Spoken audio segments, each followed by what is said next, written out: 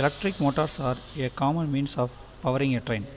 Whether the energy required is carried on board the train in the form of a diesel engine and its fuel are obtained from outside the train by connection with the external power supply carried by an overhead line or third rail. Electric traction is widely used around the world, particularly for routes with dense traffic like urban and suburban railways or long distances. High speed lines that need electric traction to obtain the speeds required for intercity travel. There are a number of different systems of electric traction, and these are described. The DC traction motor. Historically, DC motor was the mainstay of electric traction drives on both electric and diesel electric rolling stock.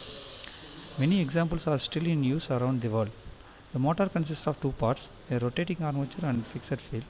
The fixed field consists of tightly wound coils of wire fitted inside the motor case.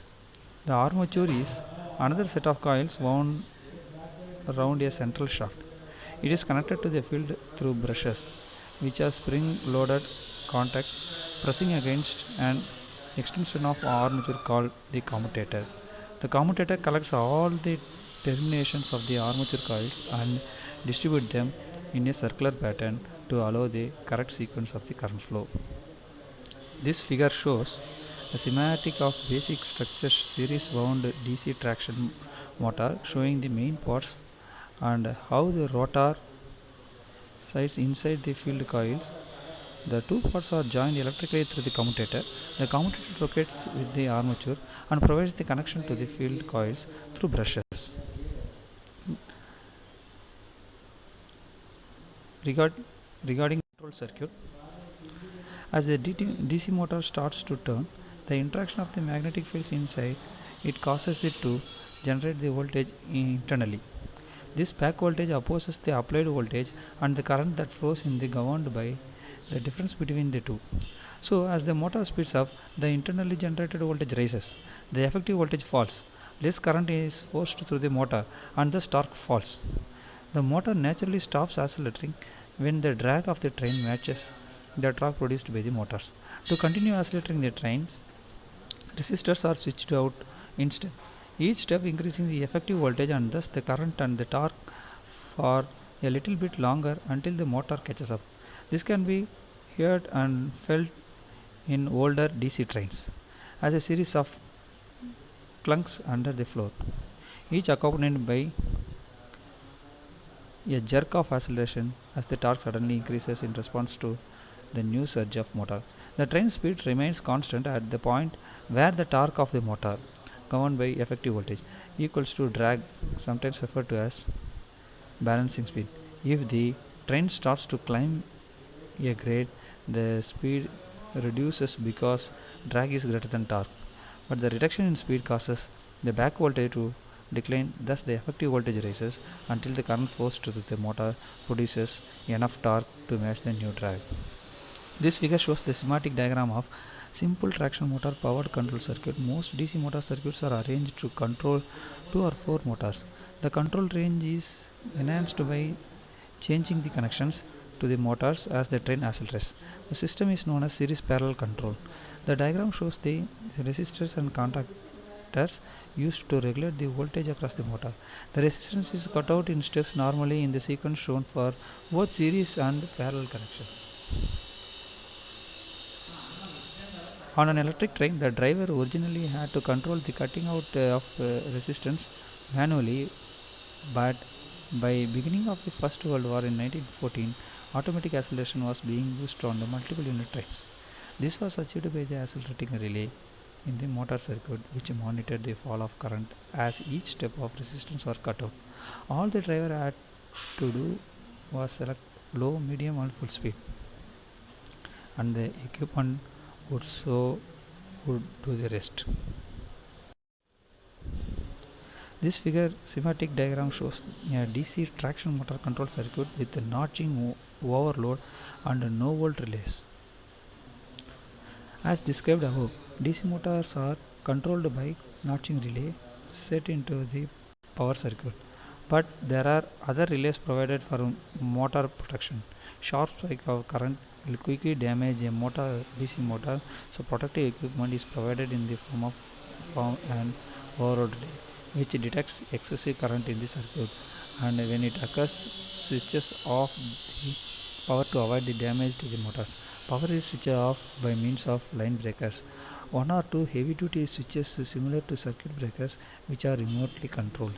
They would normally be opened or closed by action of driver's controller, but they can also be opened automatically by the action of override relay.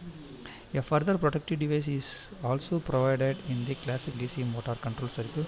This is the no volt relay, which detects the power lost for any reason and makes sure that the control sequence is returned to the starting point before the power could be reapplied. This is necessary to ensure that too much current is not applied to the motor, which lost speed while current was off.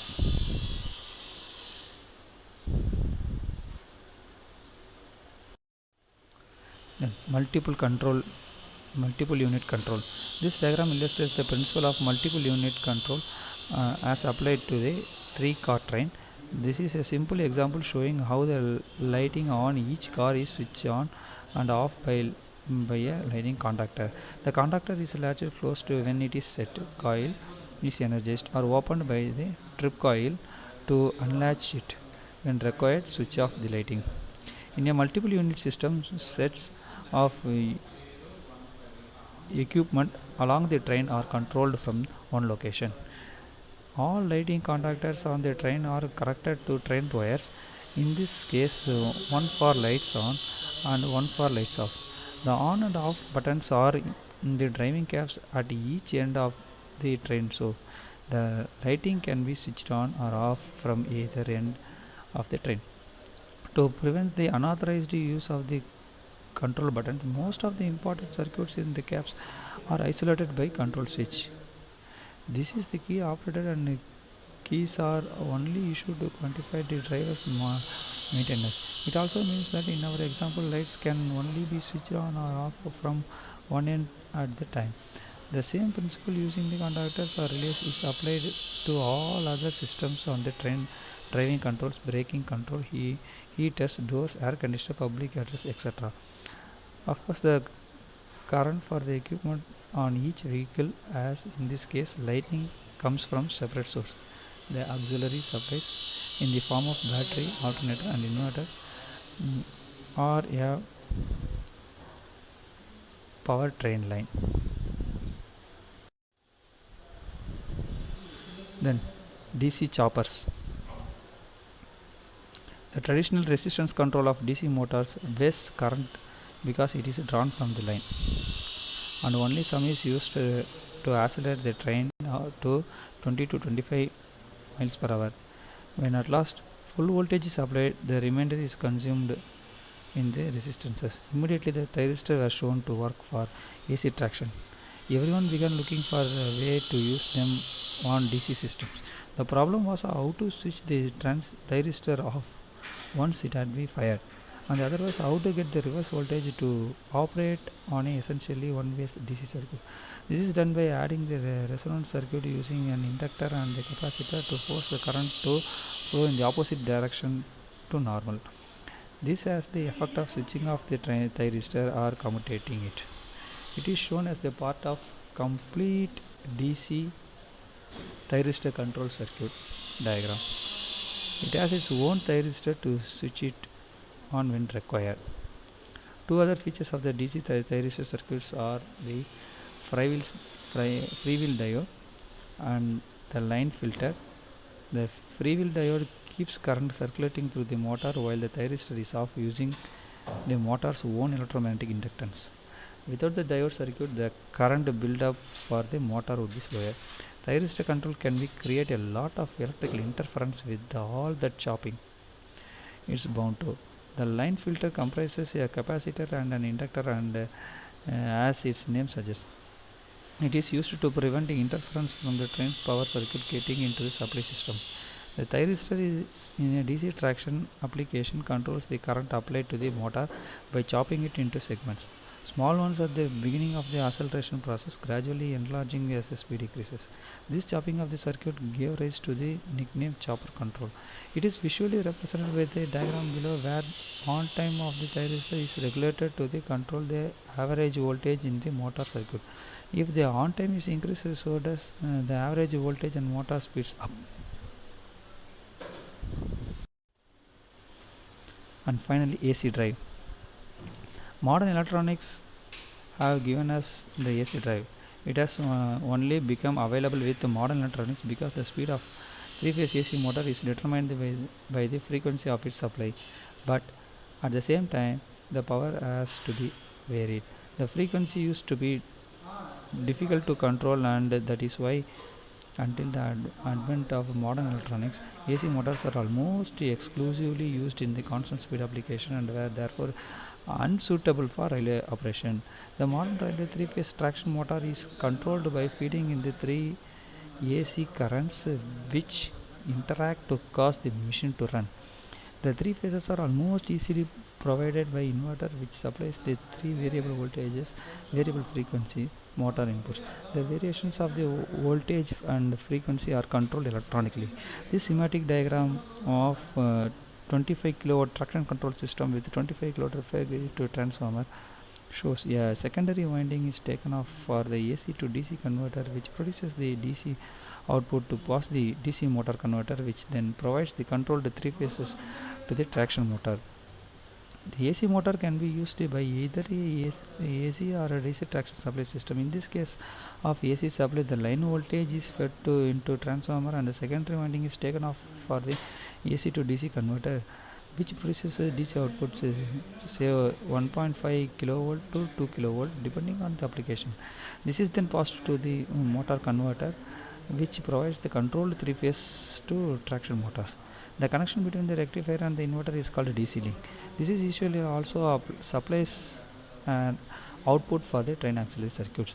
All the thyristors are GTOs, including those in the rectifier, since they are now used to provide a more efficient output than is possible with the older thyristor. In addition, all the facilities of DC motor control are available, including dynamic braking, but are provided more efficiently and with the less moving parts.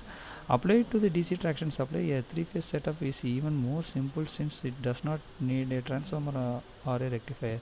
The DC line voltage is applied to the inverter which provides three-phase motor control. Thank you.